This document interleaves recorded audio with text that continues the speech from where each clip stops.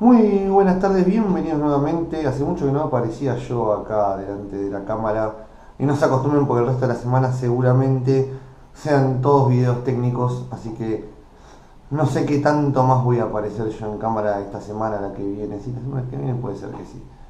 O en cualquier momento que me surja hablar de algún tema en particular.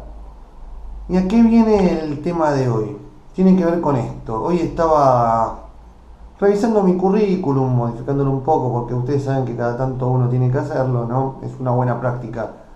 Cada tanto revisar su currículum, hacerle modificaciones, mejorarlo, ¿no? Siempre es algo que viene bien. Y recordaba, allá hace muchísimos años, estamos hablando del año 2006, 2007, quizá un poco menos.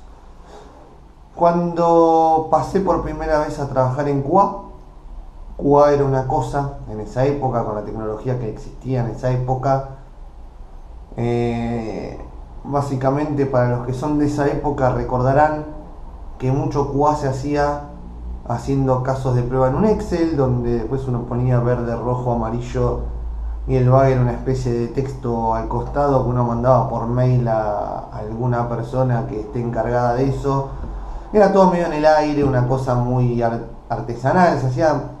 No sé si habían empresas que lo hubieran profesionalizado tanto en esa época, pero cuando yo empecé con QA era así, básicamente.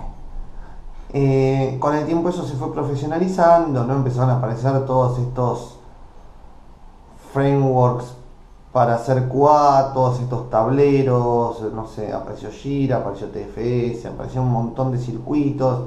QA también se profesionalizó en cuanto a cómo se debe hacer, ¿no? Empezó todo el mundo a hacer ISTQB y todo ese tipo de cosas. Empezó a pasar de una etapa muy artesanal.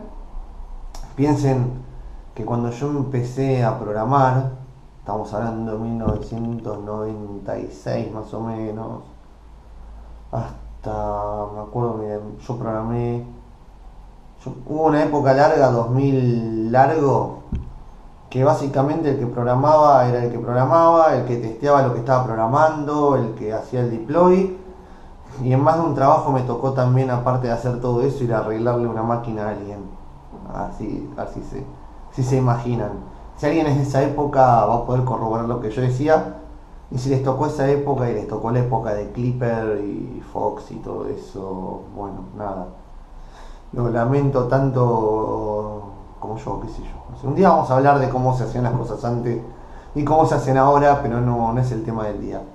A lo que yo iba era hacia dónde debería ir, y de lo que voy a hablar es algo totalmente personal. No lo tomen como hacia acá debemos ir, vamos, QA hacia allá. No.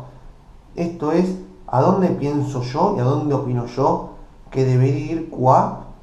Muchas empresas están tomando este tipo de acciones, están yendo en esa dirección, otras se quedaron, vamos a ver diversos motivos, espero, durante este video.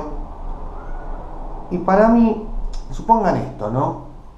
Hoy por hoy, si todos los QA son QA funcionales y hacen test manual, o sea, se ponen en la página, paso 1, loguearse, paso 2, poner un usuario que se diga tal cosa. Paso 3, poner un password que tal cosa. Punto de verificación, el usuario ha podido entrar. Bueno. Entonces empiezan a aparecer regresiones.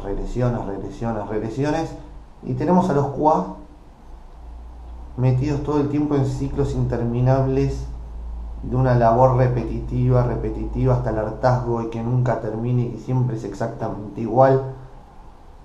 Y yo entiendo, vamos a hacer un paréntesis con los que son juniors, que recién están empezando y recién están empezando a entender cómo es QA, que se metan en la repetición, porque la repetición muchas veces los va a sacar entendiendo muchos conceptos. Pero ahora hablemos de que hay seniors que están haciendo esto todo el tiempo.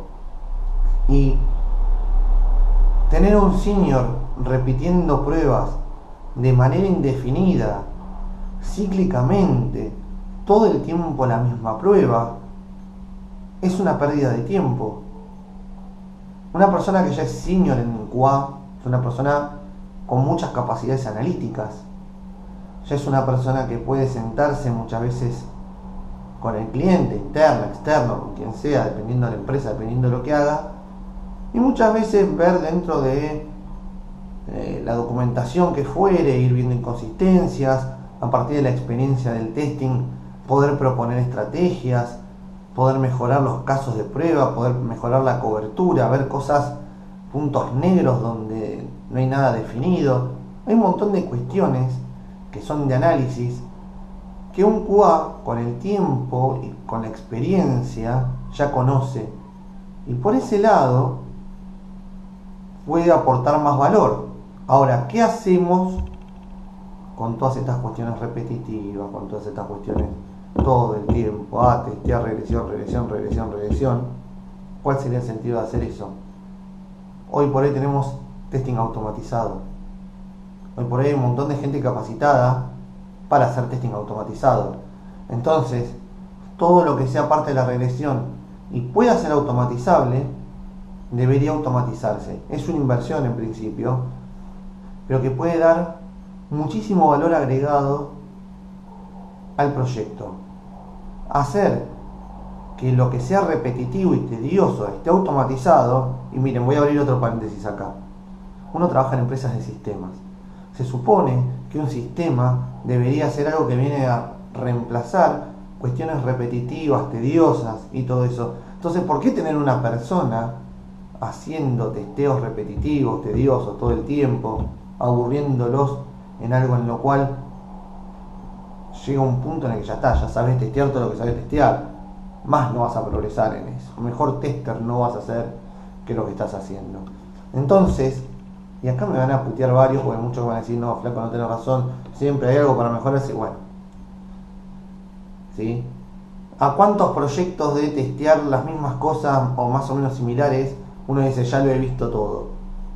¿No? ¿Y en qué momento uno puede decir, yo podría estar dándole más valor a esto al agregar cobertura de pruebas, o al meter nuevas ideas o nuevas estrategias de testing, o poder solucionar cosas que no están bien descriptas, ayudar al cliente a hacerle entender que hay definiciones que no están del todo bien? Y un tester senior puede hacer eso, un QA senior puede hacer exactamente eso, y que las repeticiones constantes de pruebas en regresiones las haga una máquina.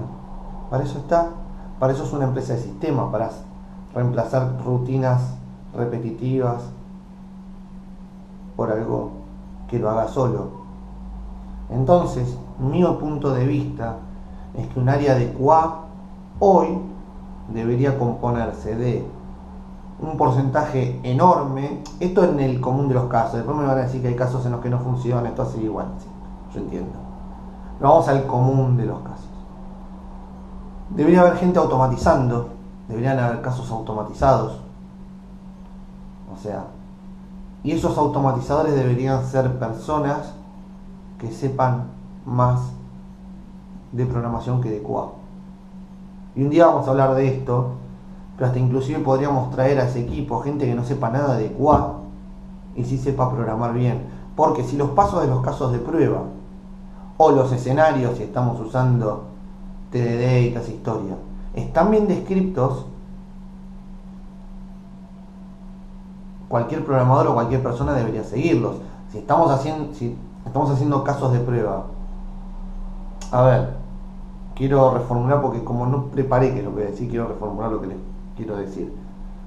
Para mí un buen caso de prueba bien escrito, puede venir mi tía Eulogia a leerlo y entiende cuáles son los pasos a seguir en el sistema, ¿sí? Si no, para mí no es un buen caso de prueba, y en eso fallan muchos, en escribir casos de prueba que que den por presupuestas muchas cosas. Pero no vamos a hablar de eso, en otro momento hablaremos de ese tema, de cómo hacer un caso de prueba. Entonces necesitamos, por un lado, automatizadores que sean gente que tenga un buen expertise en programación.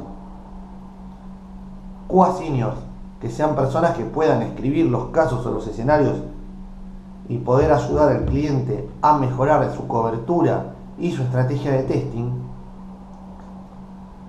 Y en muchos casos, Vamos a necesitar también QAs que sean juniors, semi-seniors o lo que fuere, no solo para ayudar a los seniors y ir aprendiendo y poder ir viendo qué es lo que falta, sino que muchas veces hay muchos casos que no son automatizables por un montón de cuestiones, y ahí sí estaría bueno tenerlos, hacer en los primeros sprints esas regresiones que son tediosas, pero muchas veces en los primeros sprints, hasta que hay algo automatizado, no está mal hacerlo. Pero que vayan adquiriendo experiencia en cómo testear cosas, en dónde encontrar errores, cómo encontrar errores. Pues esas son cosas que solo las dan los años, culo, silla, computadora y ponerse a mirar, ¿no? Bueno, quisiera saber para ustedes si yo estoy muy errado, si estoy más o menos en donde piensan ustedes que deben estar las cosas, si la empresa en la que trabajan funciona así, cómo sería para ustedes un buen escenario de un equipo de testing. Bueno, lo que sea, coméntenmelo. Nos vemos la próxima.